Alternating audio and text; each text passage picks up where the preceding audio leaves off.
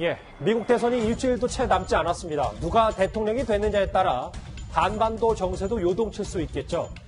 그런데 북한에서 대미 협상을 책임지는 최선희 제1부상이 지난 3개월간 강제노역 교육을 받았다는 한 대북 전문 매체 보도 하나가 나왔습니다. 우리 국무위원장께서 미국에서 하는 미국식 재판법에 대해서 좀 힘들어 하시지 않는가. 앞으로 이런 범위 법에 대해서 좀 의욕을 잃지 않으시지 않았는가. 이런 느낌을 제가 받았습니다. 2년 전 하노이 노들 이후에 최선희 부상의 목소리였는데요. 고영한 부원장님, 신빙성 여부를 잠시 뒤에 한번 얘기해 보도록 하고, 이 보도가 맞다면 3개월간 평양에서 강제 노역을 하다 왔다. 이거 좀 한번 설명을 좀 해주세요. 제가 들은 소식은 약간 좀 다른 건데, 3개월 동안 혁명화를 했다는 것은 맞는 거로 저도 전해 들었는데, 장소가 이 매체가 이야기한 데는 형제산 구역이라고 북쪽에 있는 거고, 제가 들은 거는 사동구역에 있는 당중앙위원회 부설 돼지 목장에 가서 돼지를 치우다 왔다. 근데 그 이유는 보고서가 잘못됐기 때문에 그렇게 했다는 그런 이야기를 들었는데, 이 혁명화라는 게 말 그대로 그 당중앙위원회 후보위원 이상들은 외무성에서 갈 때 항상 당중앙위원회 돼지 목장에 갑니다. 근데 이게 처벌이 가장 가벼운 처벌입니다. 3개월짜리가 가장 가벼운 거고, 그 뒤에 거가 이제 6개월 동안 탄광에 가서 일하는 거 있고, 이제 축당 철칙 이렇게 순서대로 나가는데, 어쨌든 일이 잘못돼서 갔던 것은 사실로 저도 전해 듣고 있습니다. 가장 가벼운 문책 수준이다. 네. 이게 평양에서 3개월 강제 노역한 게. 네. 이 보도에 따르면 이렇게 된 이유는 우리한테 뭐 냉면 목구멍 발언으로 유명한 이선건과 이 뭐 집안 이게 알력 다툼이 있었다 뭐 이런 얘기가 있던데요. 사실 이선건은 외무성 사람들이 좋아하지 않습니다. 외무성 사람들은 군복 입고 있다 들어온 사람들 굉장히 좋아하지 않거든요. 그런데 사실은 저 보도에서 저도 조금 좀 동의하지 않는 부분이 있는데, 결국은 최선희 부상은 대미관계 핵외교를 담당해 본 사람이고, 이선건 외무상은 외교부 전반 사업, 비동맹, 그리고 3세계 나라들과의 외교를 보는 거거든요. 그러니까 두 보고서가 서로 다른 보고서가 올라갔다가 결국은 이선건이 보고서가 채택이 돼서 혁명화가 갔다고 이야기가 그렇게 되고 있는데, 사실은 외무성은 특수기관이 돼서 우회 중앙당 어느 부서가 없습니다. 직접 최선이나 이선건이 김정은한테 보고하는 그런 직보체계가 되어 있는 특수기관 단위라고 하거든요. 바로 직보가 가능하군요. 바로 직보가 가능한 당중앙위원회를 거치지 않기 때문에 이건 약간 오해가 있었던 것 같습니다.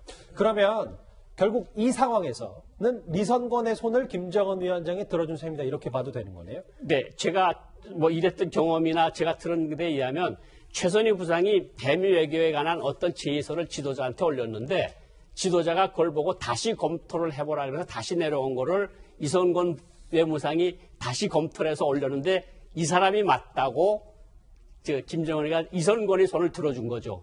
그러니까 최선희 부상이 그러면 그 책임을 지고 내가 혁명화를 가겠습니다, 자청했다는 말이 있습니다. 예. 이 부분 그러면 고영한 부원장님, 여기 이 두 사람 중에 어쨌든 이선건 외무상의 손을 들어줬고, 말씀하셨던 이 강제 노역이 글쎄 가장 낮은 수준이라고 하더라도, 그럼 최선희 부부 제1부상이 복귀하는 거에 대해서는 앞으로는 좀 시간이 걸리는 겁니까? 아닙니다. 이미 복귀를 했습니다. 그러니까 제일 가벼운 처벌이라는 게 3개월 동안 어느 협동 농장에서 일을 하라. 그 끝나면 자동적으로 들어오게 돼 있고, 6개월 동안 탄광에서 일하게 돼 있다면 6개월 끝나면 제자리로 복귀를 하는, 그래서 제가 가벼운 처벌이라고 하는 건데, 지금은 현직에 돌아온 거로 제가 알고 있습니다. 사실 지난 23일에 통일부 국감에서는요, 자취를 감췄던 리설주의 행방에 대한 언급도 있었지만, 이인영 장관이 과거 김여정 사례를 좀 들어서 과한 억측을 좀 자제하기도 했습니다. 그러면 저희가 좀 중간 점검을 해봤을 때, 뭐 정말 말 그대로 가벼운 가장 낮은 수준의 이제 문책이라고 하고, 예전에 김여정, 현성월 이런 얘기들 쭉 나왔을 때 숙청설, 그때 당시에 꽤 큰 문책이 있었다고 하더라도 다시 복귀를 했거든요. 최선희도 그런 정도로 받아들이면 되는 겁니까? 최선희는 제가 강조를 하지만 제일 가벼운 처벌이거든요. 그렇죠. 그러니까 그거는 혁명화, 왜 이전에 강석주 제1부상 다 기억을 하실 겁니다.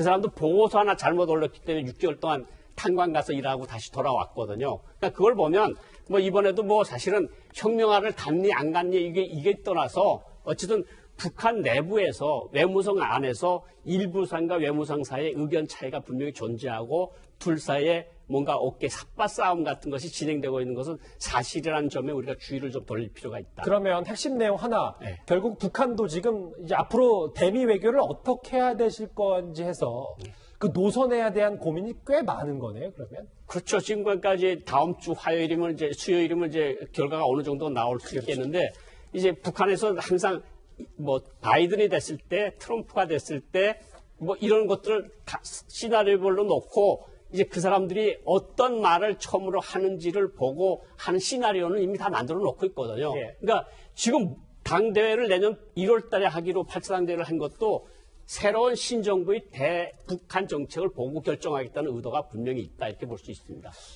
미국 대선의 주요 화두 역시 북한의 김정은 위원장입니다. 잠시 화면 보고 오겠습니다. This president embraces all the thugs in the world. I mean, he's best friends with the leader of North Korea, sending love letters. And I just received a beautiful letter from Kim Jong-un. And I think the relationship is very well, but I appreciated the letter. 그럼 정리를 좀 해보면 만약에 지금 여론조사 추이대로 바이든 후보가 대통령이 됐을 때 북한의 상황을 어떻게 대략적으로 점쳐볼 수 있을까요? 뭐 트럼프 대통령이 하면 톱다운 방식을 다시 취하겠지만 다시 버텀업으로 다시 올라가서 밑에서부터 올라가는 거로 하면 오바마 행정부 때의 그 정책으로 되돌아갈 가능성이 있고 북한이 반발해서 뭔가 계속해서 도발을 더 많이 할 그럴 가능성이 높다 이렇게 볼 수 있습니다. 아, 도발 수위가 더 높아질 수 있다. 네. 횟수도 그렇고요. 예, 횟수도 그렇고 핵실험이든가 미사일 발사든가 뭐 SLBM이든가 이런 것들이 좀 더 횟수가 늘어날 가능성이 있다.